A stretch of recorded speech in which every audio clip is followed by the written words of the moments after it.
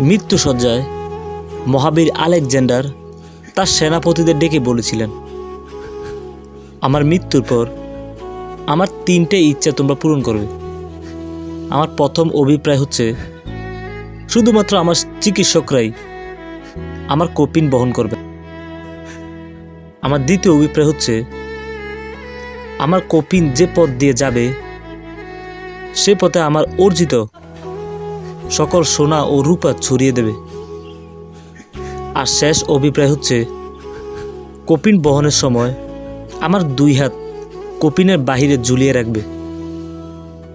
তার সেনাপতি তখন তাকে এই বিচিত্র অভিপ্রায় কেন করেছেন প্রশ্ন করলেন।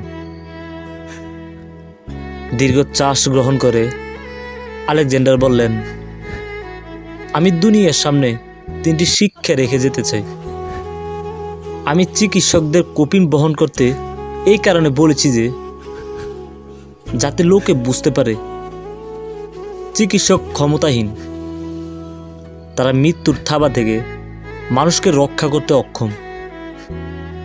যাবার পথে সোনাদানা ছড়িয়ে রাখতে বলেছি এই কারণে, সোনাদানার একটা কণাও আমার সঙ্গে যাবে না। এগুলো পাওয়ার জন্য সারাটা জীবন ব্যয় করেছি, কিন্তু নিজের সঙ্গে কিছুই নিয়ে যেতে পারছি না।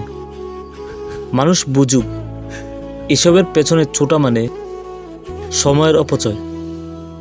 কফিনের বাহিরে আমার 2 হাত বাহিরে রাখতে বলেছি মানুষকে বোঝানোর জন্য যে পৃথিবীতে খালি হাতে এসেছি, আজ পৃথিবী থেকে খালি হাতে চলে যাচ্ছি।